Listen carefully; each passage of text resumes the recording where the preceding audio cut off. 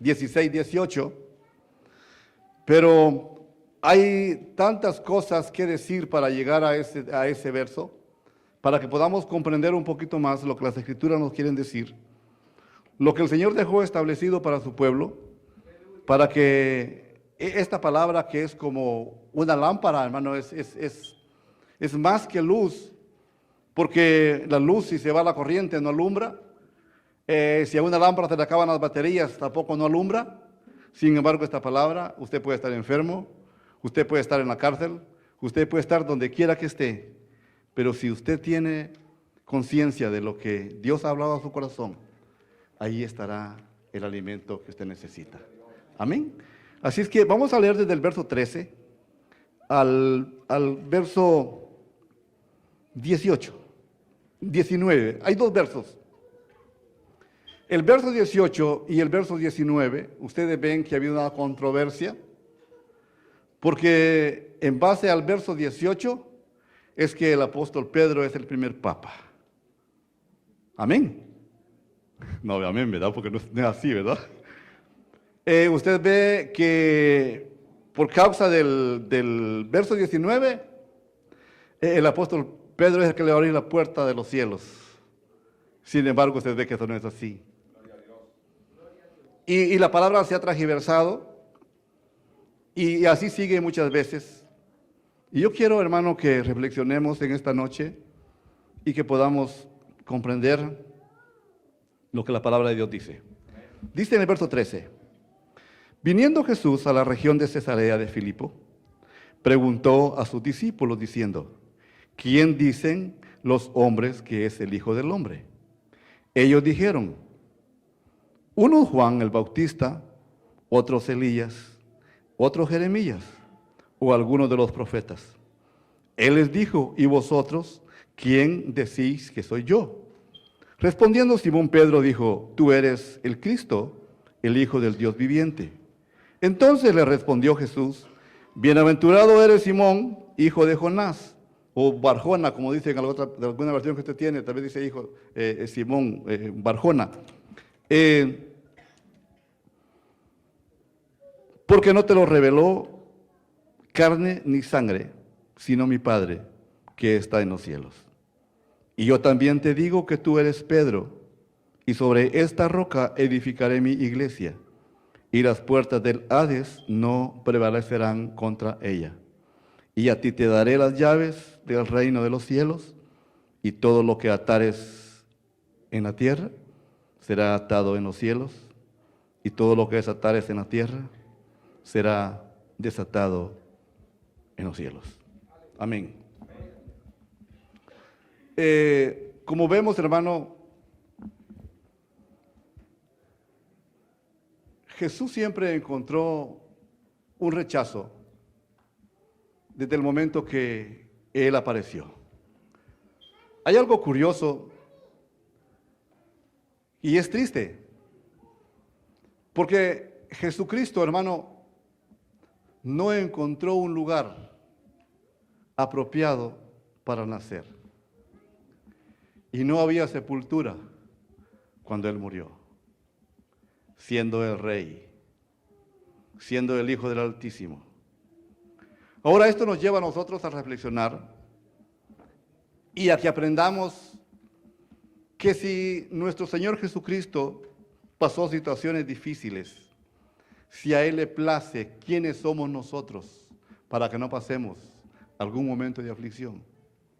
Desafortunadamente, hermano, usted ve que la vida en Cristo se vuelve un poco dudosa para muchos, se vuelve, hermano, ineficaz para otros,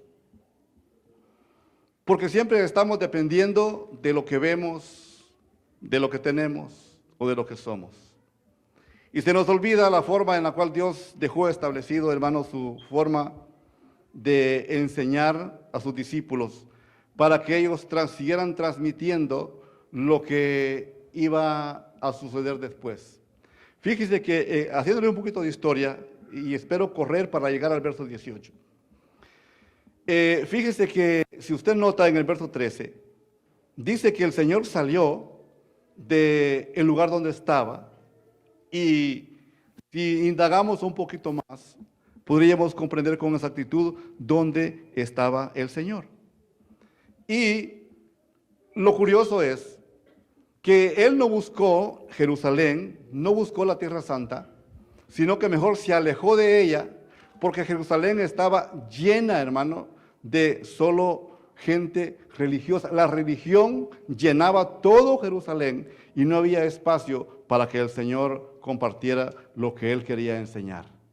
Hoy día está casi, por ser un poquito benévolo, pero no sé si estamos igual o estamos peor. Hermano, la iglesia de Cristo está llena de tantas cosas, argumentos, fantasías, y ya no hay espacio para que la verdad de Dios se pueda manifestar en cada uno de sus hijos. Dios, hermano, es fiel y su palabra dice que Él no quiere que ninguno nos perdamos. Si nos perdemos, aún siendo creyentes, no va a ser porque Él no nos haya dado los medios. No es porque Él no nos siga dando lo que necesitamos, sino es por nuestra vana manera de vivir, a través de nuestras actitudes que no quieren cambiar. El viejo hombre sigue estando dentro de nosotros y se nos olvida que nosotros, hermano, ya morimos. Usted acá, todos son bautizados. Todos, ustedes ya murieron en sentido espiritual. Si ya murieron, la pregunta sería, ¿por qué con facilidad nos enojamos? Y no solamente nos enojamos, sino que damos una mala respuesta. ¿Por qué seguimos, hermano, haciendo berrinche los unos con los otros? Porque no hemos comprendido lo que el Señor le reveló al apóstol Pedro en el verso 18. En el verso 18 el Señor completó lo que necesitaban sus discípulos saber. Pero para que ellos supieran lo que les quería enseñar, los tuvo que sacar del lugar santo.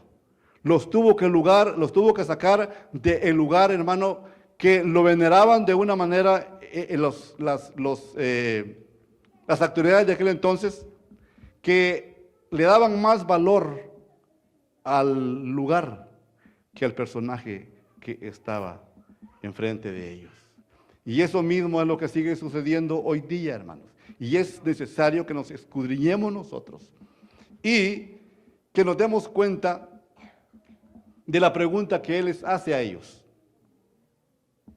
Así que lo saca del ambiente religioso. Muchas veces, hermano, Dios tiene abundancia de iluminación para nosotros. Pero ¿por qué no la podemos ver? ¿Por qué no la podemos recibir? Porque estamos llenos de religión, estamos llenos de costumbres, hermano. Estamos llenos de cosas, hagamos esto, hagamos aquí, hagamos allá. Hermano, si el Espíritu de Dios de verdad lo mueve, a que haga algo, hágalo. Porque Dios ya hizo todo lo que necesitábamos para caminar delante de Él. Pero nosotros, desafortunadamente, seguimos actuando en base a lo que hemos visto, en base a la prosperidad de otros, pero la prosperidad no es lo terrenal. La prosperidad es, hermano, la madurez. Me decía alguien esta semana, hermano, yo he comprendido que crecer no es los números, sino crecer es obtener madurez. Y muchas veces pensamos que el crecimiento de una congregación son los números. Qué bueno, hermano, cuando se trabaja y el Señor añade los que van a ser salvos. Pero qué triste valorar el crecimiento por los números. Y de repente pasó una avalancha y se llevó un montón de cristianos. Porque no estaban cimentados donde tenían que estar cimentados. Por eso el misterio que aquí encierran estos versos es grande y difícil de exponerlo en 30, 40 minutos del tiempo avanzado, ¿no? Y no quiero yo abusar de del tiempo de ustedes. Pero fíjense que el Señor les hace una pregunta. Así que lo saca a lo lejos. Según los historiadores, dice que lo llevó hasta las faldas del monte Hermón. Otros dicen que al pie del monte, pero los llevó lejos para instruirlos.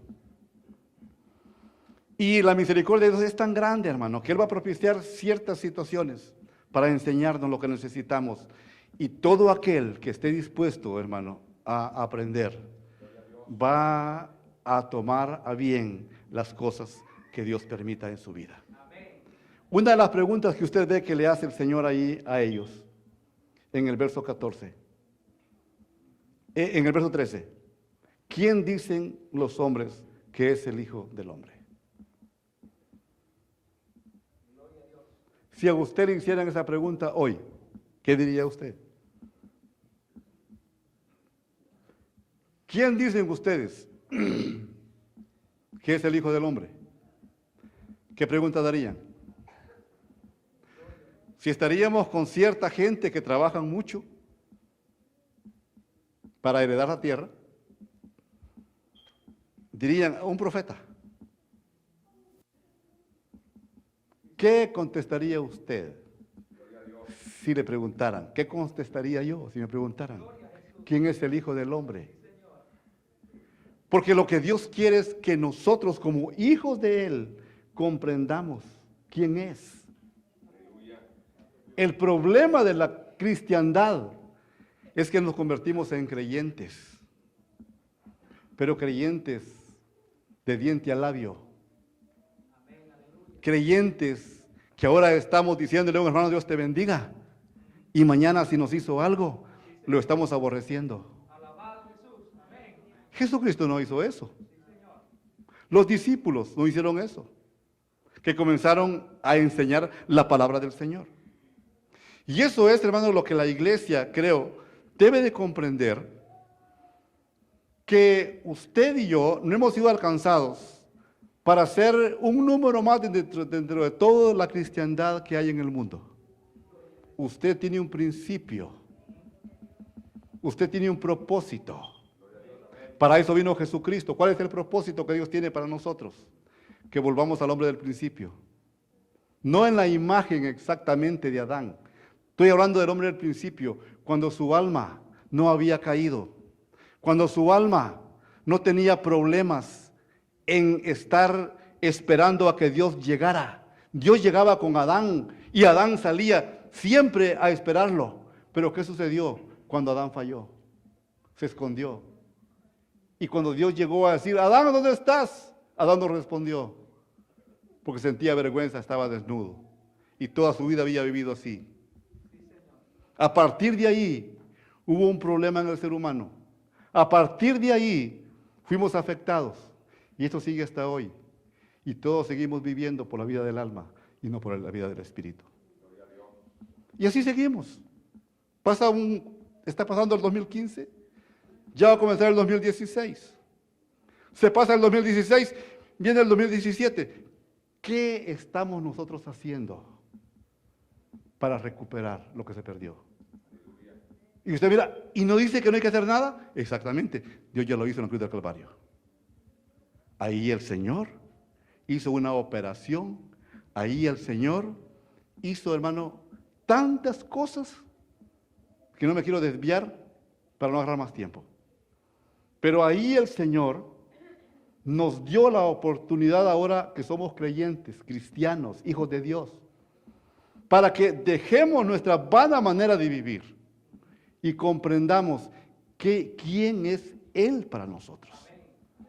A esta altura yo no sé cuánto tiempo llevaba el Señor con sus discípulos, pero Él quería sembrar en ellos una verdad que los hiciera inamovibles. Él quería capacitarlos para que después de su partida ellos pudieran seguir transmitiendo esa palabra que era la que iba a darse a conocer de generación en generación. Ahora bien, ¿qué dice el verso 14? Ellos dijeron, uno Juan el Bautista, otros Elías y otros Jeremías y alguno de los profetas. La respuesta que ellos dieron. Ahora viene y dice, y él les dijo, ¿y vosotros quién decís que soy yo. Y usted ve la respuesta que tiene ahí el apóstol Pedro. Y hermano, esto es bien tremendo porque sin iluminación podemos escuchar muchas cosas y en vez de recibirlas, las rechazamos. Yo no sé cuántos de ustedes han pensado en el caso de Judas. Yo no sé qué respuesta tiene. Yo no sé cómo lo avala. Pero fíjese que el caso de Judas, hermano, qué tremendo. Porque así exactamente vivimos muchos cristianos. Yo no estoy llamando a Judas, ni a usted ni a mí. Pero muchas veces vivimos en esa dimensión.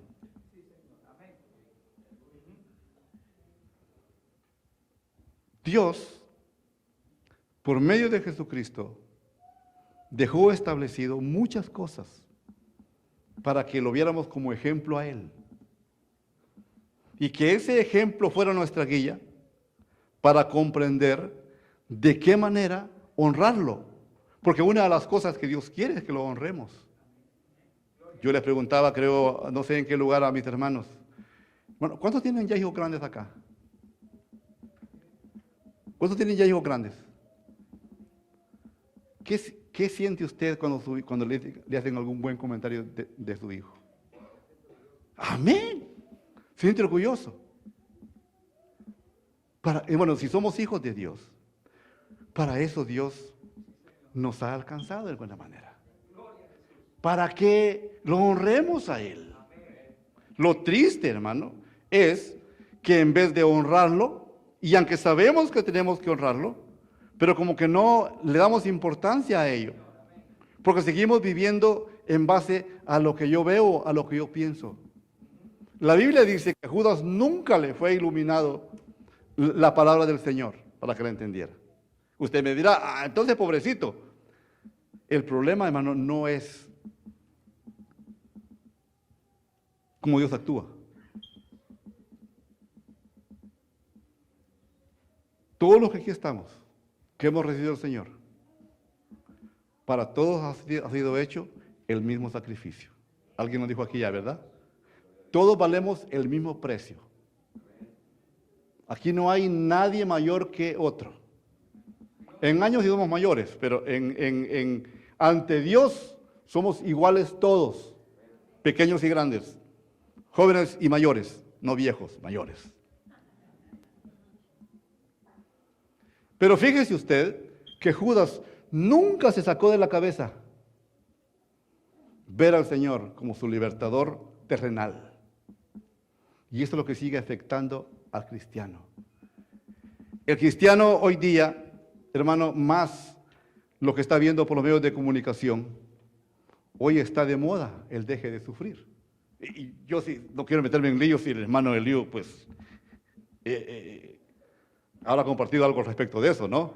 Yo no quiero meterme en líos. Pero la Biblia no nos afirma a nosotros, hermano, que Dios no le ofreció dinero a nadie ni se lo ofrecerá. Dios dio vida y vida en abundancia. Dios dio vida para que un día estemos juntamente con Él. El dinero aquí se queda. Pero mire usted cómo está el mundo hoy, hermano.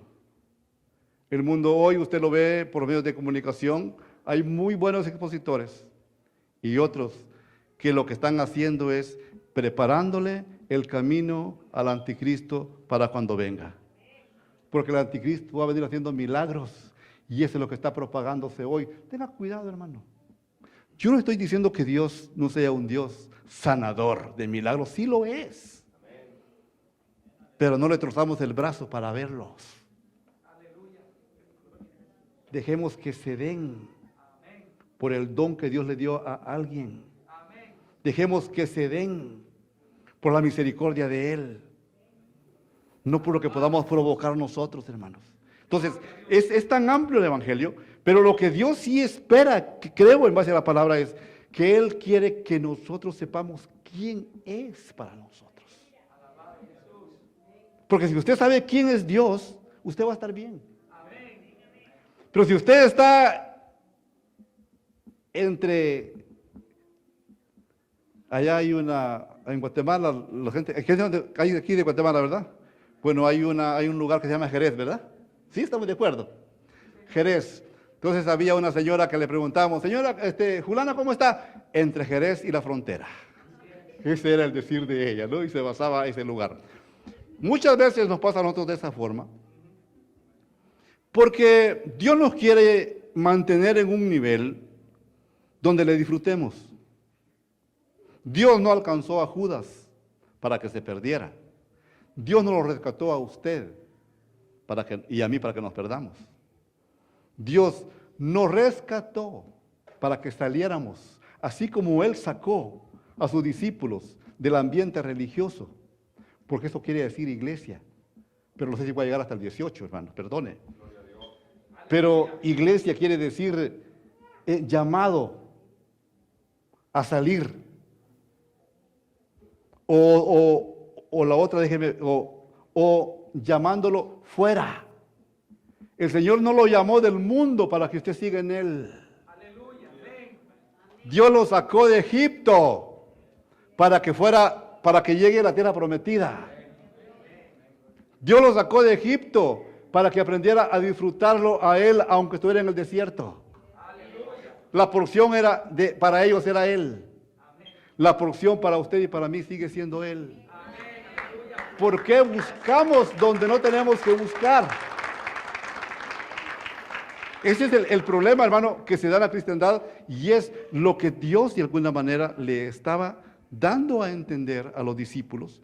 Pero como el apóstol Pedro, se sabe que era un poco osadito, ¿verdad? Y siempre pues quería, no sobresalir, pero tenía su carisma, pues.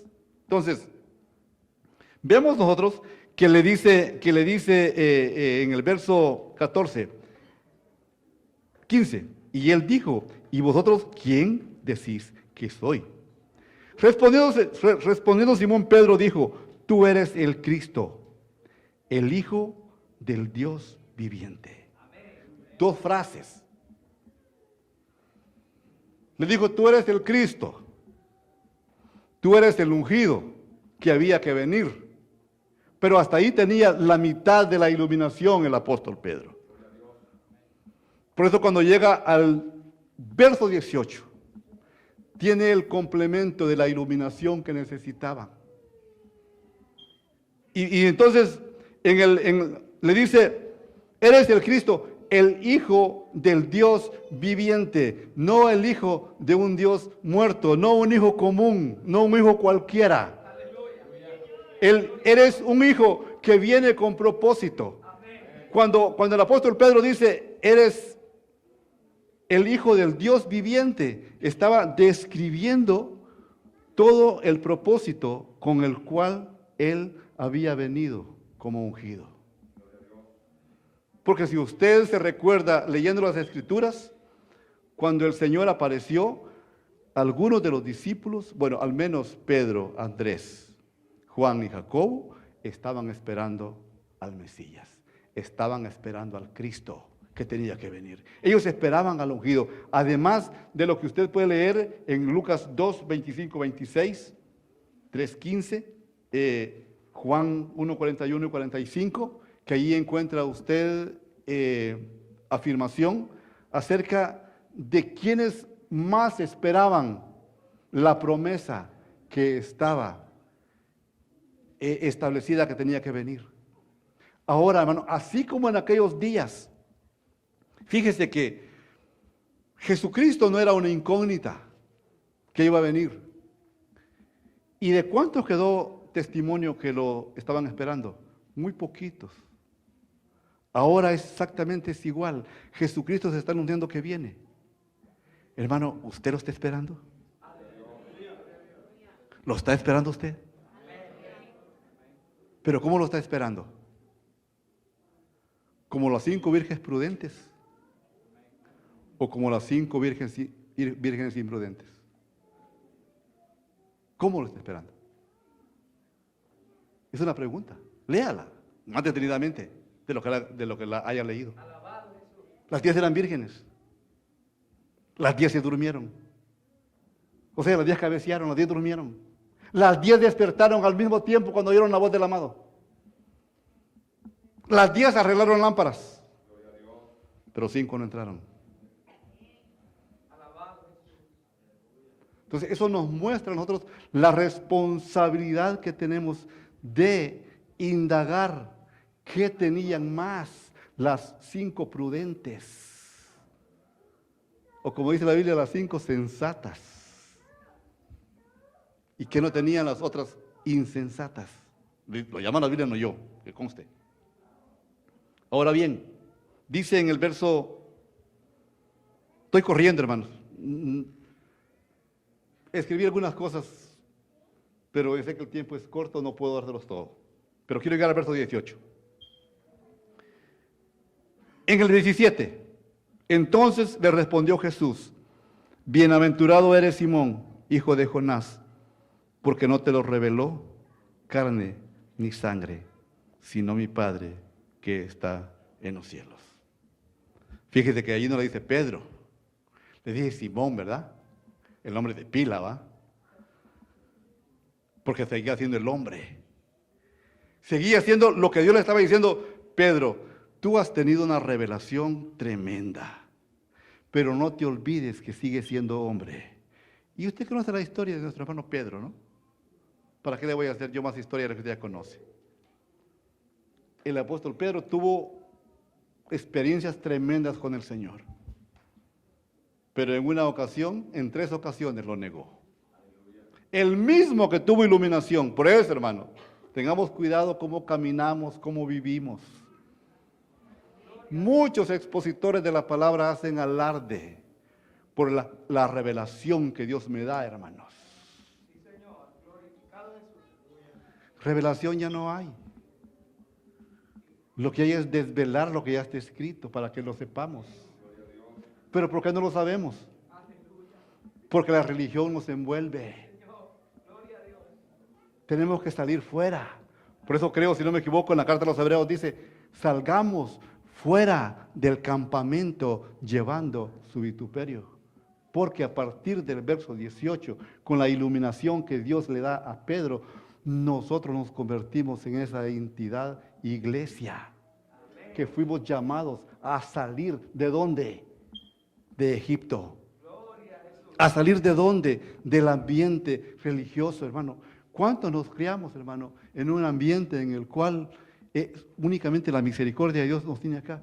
Yo soy el único de mi familia materna y paterna en el Evangelio de Jesucristo. Mi demás familia es devota de Jesucristo.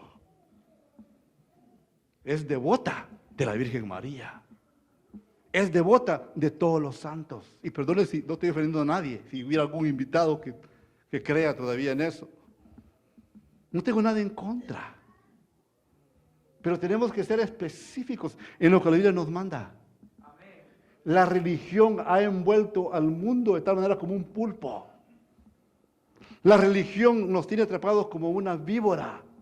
¿Quiénes han visto cómo atrapan cuando una víbora atrapa a una presa? ¿Qué hace con ella? ¿Tienen idea, no? ¿Qué hace? La envuelve. Le quiebra los huesitos que no aguantan el apretón y luego la succiona. Y se acuesta a dormir por unos meses y no come más porque está llena la barriga. Así está el ambiente, hermano, hoy día. Y si no comprendemos nosotros que necesitamos despertar, si es que hubiésemos dormido, para que no nos agarre, hermano, el día no nos agarre, para que la noche no nos sorprenda, porque usted ya no es de la noche, usted es del día. No tiene por qué llegarlo la noche a nosotros. Ahora bien, sigamos. Dice en el verso 18: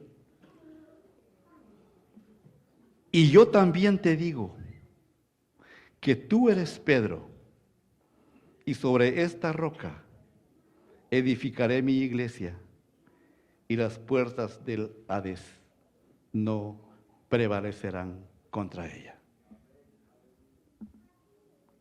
Los que estudian algunos materiales que tenemos como aportación para indagar ciertas cosas, comprenderá que a partir de este capítulo 16 y el verso 18 comienza a aparecer en el Strong la palabra iglesia, que está escrita eclesia, ¿no?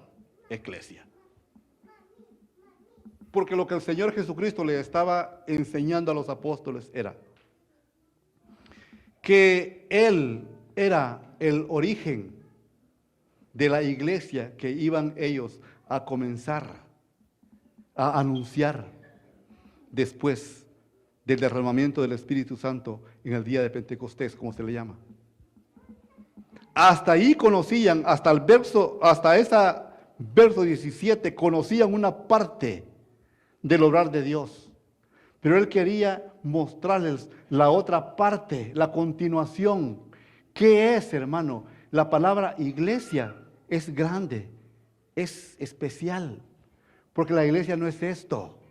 La iglesia es usted. La iglesia soy yo. Pero estos templos los descuidamos.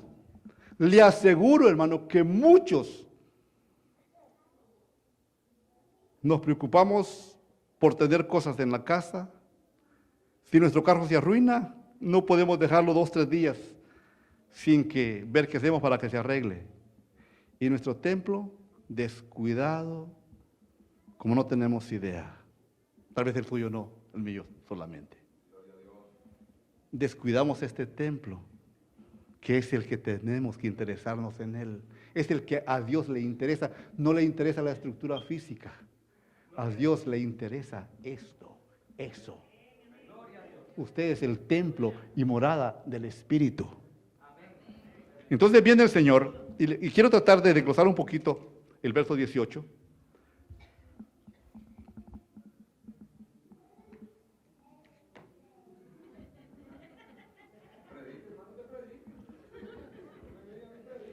Si tienen hora para terminar,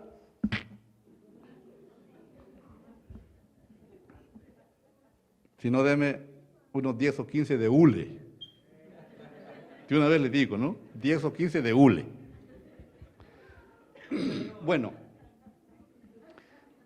en el verso 18, que es el que quiero desglosar un poquito, vemos, hermano, que aquí el Señor, usted busque en Efesios 5:32, para que vayamos avanzando.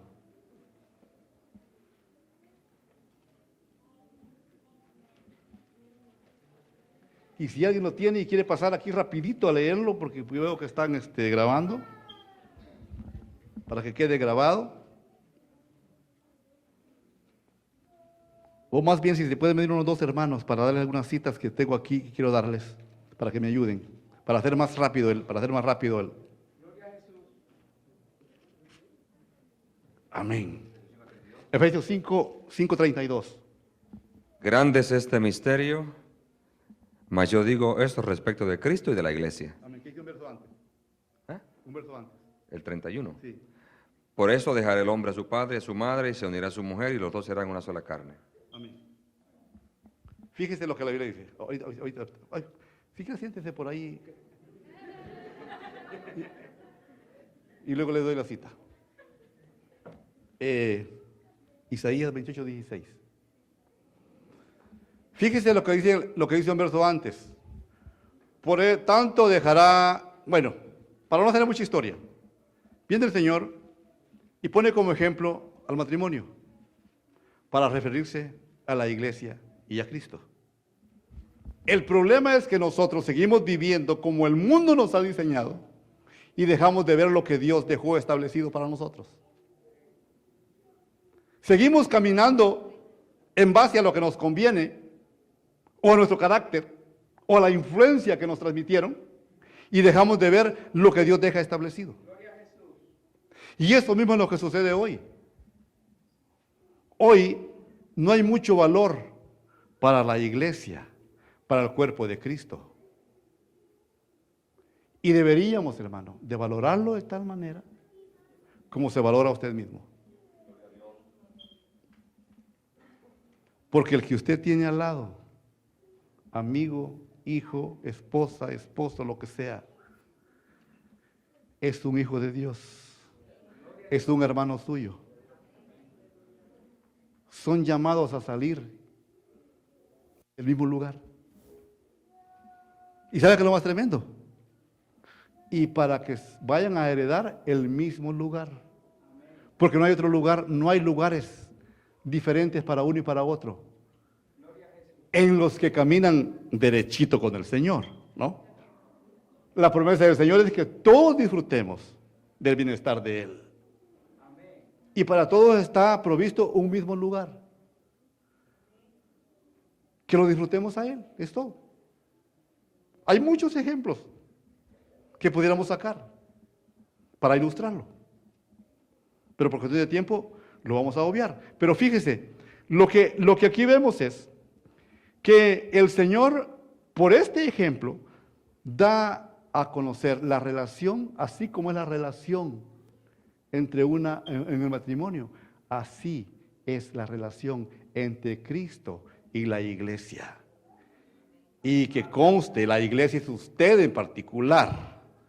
Dios no está queriendo tener comunión con esto, no, con usted. Pero para ello necesitamos, hermano, ver qué dice la Escritura en Isaías 28:16. Por tanto, Jehová el Señor dice así: He aquí que yo he puesto en Sión por fundamento una piedra, piedra probada, angular preciosa, de simiente estable. El que creyere, no se apresure. ¿Oyó lo que dice la Biblia? Había un anuncio por medio de los profetas acerca de la piedra angular. Por eso, hermano, usted ve, y le dije al principio, de la controversia que ha habido, y usted tiene que tener claridad, no para ir a discutir con nadie, sino, hermano, para afirmarnos y para transmitirles a otros que todavía no tienen conciencia ni conocimiento de lo que Dios vino estableciendo por años, para que nadie se equivocara cuando Jesucristo apareciera. Desafortunadamente, lo que menos hubo fue una aceptación. Jesucristo se vio emproblemado, hermano, y eso lo dice más adelante, el capítulo 18, creo, si no me equivoco, el 17. Él encontró oposición en los ancianos. Yo creo que, hermano, Liu, le voy a que me ayude. Los ancianos eran los que componían el Sanedrín. El Sanedrín, bueno, estamos de acuerdo, ¿verdad? Dije, no quiero equivocar. Pero los ancianos eran los que componían lo que le llamaban el Sanedrín. Luego, hermano, después de los ancianos estaban los sacerdotes, los que ministraban. Y luego estaban los escribas y también los fariseos. Pero en algunas versiones no aparecen en sí los fariseos, aunque se le opusieron, sino que aparecen los escribas. Pero lo que el Señor encontró entre los que más pudientes eran en esa época fue una oposición. Y esa oposición, hermano, se va a seguir dando en todo tiempo. Usted va a encontrar oposición, la más grande, entre el mismo cuerpo de Cristo. No busque oposición afuera entre los inconversos. El inconverso es más accesible, hermano, porque aunque no atienda ni entiende lo que le está diciendo, pero es respetuoso la mayoría. Pero hable con un creyente que crea en su propia justicia. Y le dice hasta de qué se va a morir, hermano. Lo manda al infierno, lo saca, lo vuelve a meter de nuevo, lo vuelve a sacar. Así somos. Entonces, no nos enojemos cuando encontremos gente así. Oremos por ellos. Porque en un tiempo, a lo mejor así fuimos nosotros, contenciosos. Hermano, ¿cuántos crecieron en lo tradicional? Yo hasta los 40 años, hermano. Y si me decían algo, yo creo que yo discutía por lo que creía. A mis hermanos les he comentado esto. Tengo un hermano que siempre mantiene un machete debajo del cuervo, como le llaman en nuestro país, ¿no? Señor Martín Machete dice que el que le hable mal de la Virgen María pelea con él. Tremendo. Quiere decir que está arraigado una creencia, hermano. Tremendo, hermano. Porque a veces me salgo del tema, ¿verdad? Pero ¿cuántos han leído que Jesús le dijo madre a María en alguna ocasión? Para que me dé la aportación de que sí existe. ¿Cuántos han visto ese detalle? ¿Cuántas veces usted encuentra en la Biblia que Jesús le llame María, a María mamá? Los demás le dicen, tu madre y tus hermanos.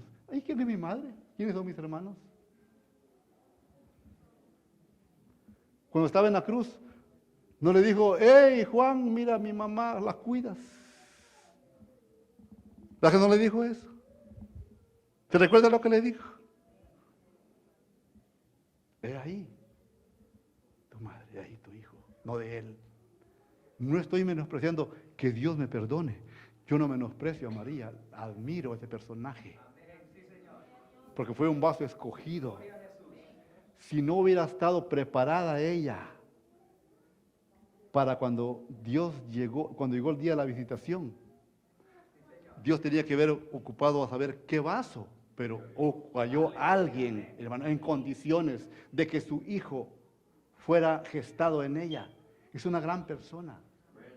Pero no hay por qué hacer de ella lo que no es, que en vez de ayudarnos, ofende a Dios. Y eso éramos muchos de nosotros, hermano. Andamos en procesiones, ¿verdad? En rezos. Del día de mayo, ¿verdad, hermano? Amén.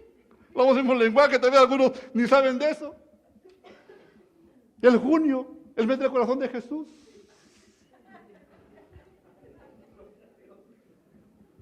Y estamos todo el mes haciendo rezos. En fin, tantas cosas, hermano. Y eso sigue, mira, el problema es que hoy nos llamamos cristianos. Pero como dijo el Señor, este pueblo de labios me honra, pero su corazón está lejos de mí. Y la Biblia dice, dame tu corazón, hijo mío, y vean tus ojos, ¿qué? Mis caminos. Ay, hermano, yo ya le di mi corazón al Señor. Ay, tendría que vivir con usted un par de meses o un año para saber si ya se lo entregó. Porque en el corazón, hermano, cuando nos habla de corazón, nos habla del alma. Y el alma nos está engañando. El alma imita, así como Satanás imita muchas cosas. El alma en nosotros imita muchas cosas que parece que son del espíritu, pero son más sentimentales. Y si no, hermano, cualquier parecido, pura coincidencia. Pero algunos varones cuando andaban de conquista lloraban, pero no porque amaban, lloraban para que impresionara a la muchacha. Cosechaban algo en los ojos para que hubieran lágrimas. Ay, la muchacha se deshacía, cómo me ama. Y aquel fingiendo. Y así pasa con Dios, hermano, muchas veces. Qué triste la vida del cristiano. Yo espero que no estemos en esa condición nosotros. Yo lo estoy predicando únicamente para que usted esté cimentado, hermano, en la roca, que es Cristo. Amén.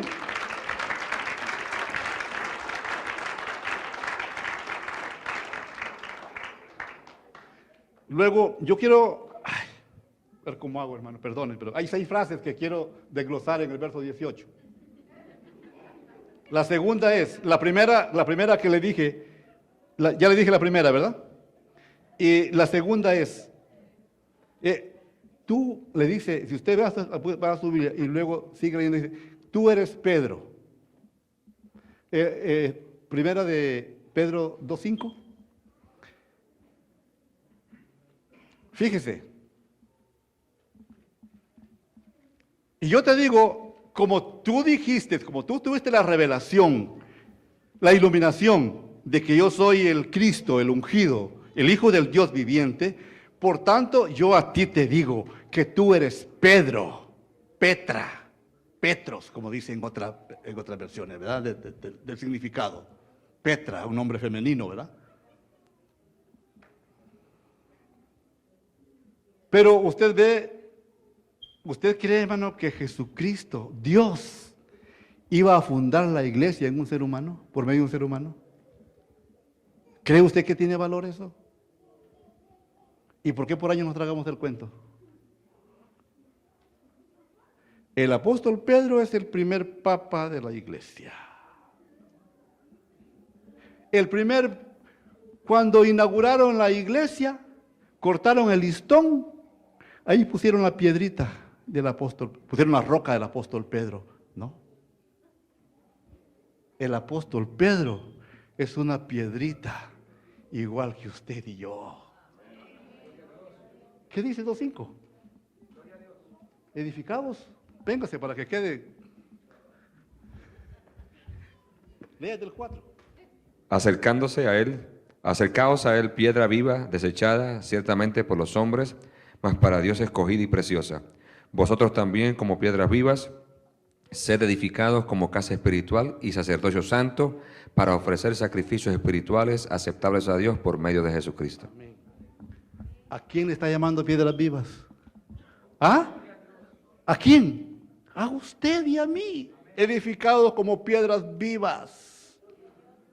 Hermano, por eso lo dije antes, lo que Dios espera de nosotros es que lo honremos.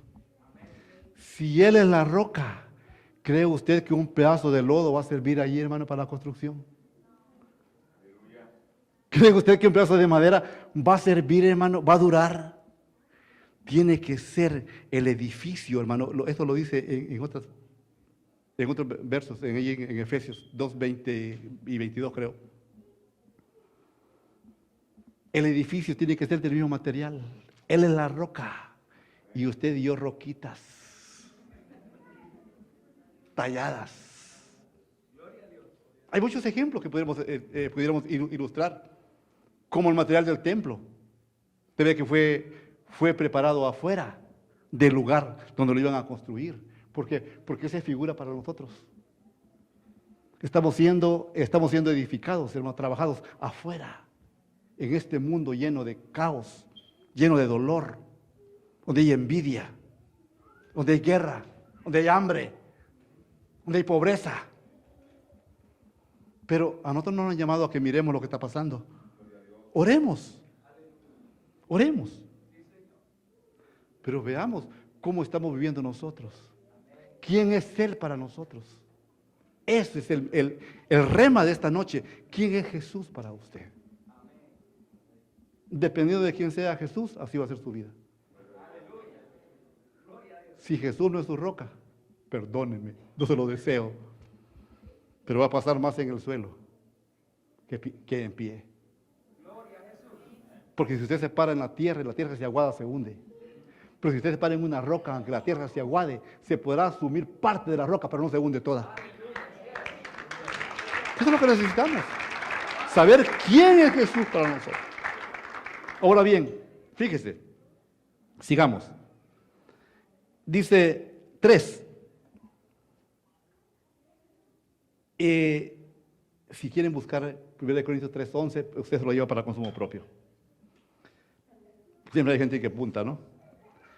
3, y dice, y sobre esta roca, y sobre de esta roca, la otra frase que sigue.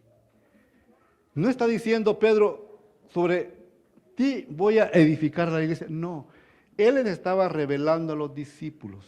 Por eso cuando usted sigue leyendo después dice, desde ese entonces Jesús les comenzó a manifestar que tenía que ir a Jerusalén, padecer, ser muerto y que iba a resucitar al tercer día. Pero qué triste la vida del cristiano. Una mujer llega al sepulcro y encuentra que su Señor ya no está, se le aparece y ella corre a donde están sus hermanos a decirles, el Maestro vive, Jesús vive. Y usted lo lee. Pero ella lo ve en las películas, ¿verdad? Y el Pedrito ahí, mentirosa. El mismo que había tenido la iluminación, que era el Hijo del Dios vivo, él mismo lo estaba negando, que eso era mentira. Miremos cómo caminamos, hermanos. Porque somos muy emocionalistas nosotros. Hoy podemos estar fogosos. Y en la mañana le dan una mala noticia. Y esa mala noticia, algunos los hizo irse a la cantina. La mala noticia los hizo irse de nuevo al mundo, donde ya no hay nada para usted y para mí. Porque de ahí salió, de ahí salí yo. Si usted cree que en el mundo todavía hay algo, hermano, reconcíliese con el Señor, recíbalo como su Salvador. Porque podrá encontrar placer momentáneo, pero no podrá encontrar vida eterna. La vida eterna la tiene hoy, que usted lo tiene ahí en su corazón. Entonces en el verso, en el 3 dice, y usted ve que el fundamento es Él. Ahora bien, y luego, el 4, dice, y edificaré. Fíjese, si usted lee, si usted está leyendo, dice, y edificaré. ¿Qué es edificar? Construir. Nosotros estamos en proceso de construcción. No estamos terminados todavía. Mire, hermano, qué dicha la que tenemos. Porque siendo barro, nos pasan a que seamos piedras. Bendita la misericordia del Señor. Eso éramos. Barro. En las manos del alfarero. El alfarero nos sigue dando forma. Pero hoy el apóstol Pedro dejó establecido, edificados como piedras vivas. ¿Para qué? Para que encajéis en el edificio. Efesios 2, 20 y 22 y 4:16. Ahora, ¿a dónde comenzó esto? Dice, ¿dónde comenzó la edificación de la iglesia? Ya te lo dije, el día de Pentecostés. Ese día comenzó, pero pasó un lapso de tiempo, de años, tal vez 1 o 2 años, qué sé yo. Pero la promesa ahí estaba, y edificaré mi iglesia.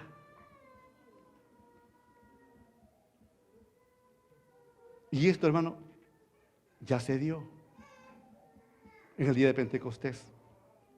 Ahora, la verdadera iglesia no es llamarnos creyentes o cristianos. Si no nos dejamos edificar, hermano,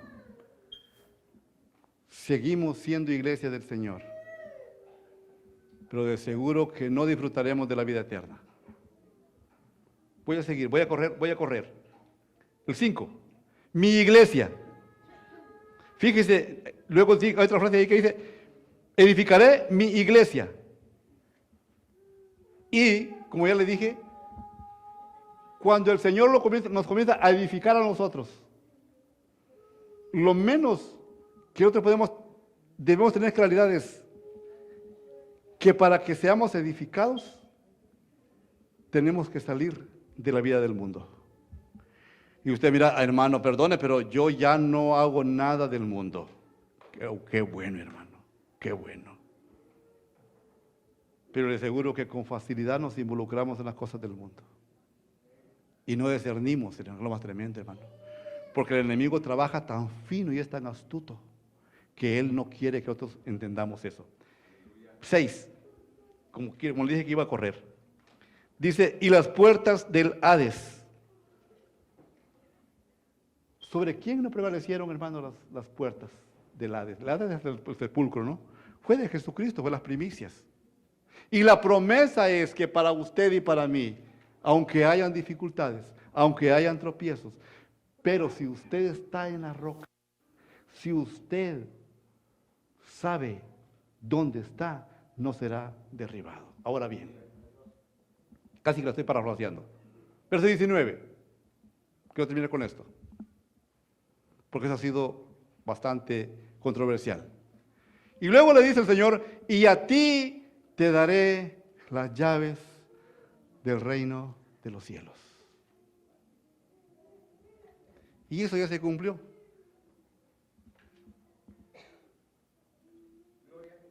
Eso ya se cumplió. Porque el apóstol Pedro, usted ve que el día del derramamiento del Espíritu Santo, él abrió con una llave el camino para los israelitas. Y la segunda llave, porque no dice te daré la llave, te daré las llaves del reino, en plural. La segunda llave, ¿dónde se la dieron? En la casa de Cornelio, hablando de los gentiles. Eso se cumplió. Ahora dice algo más en el capítulo 17. 6 días después,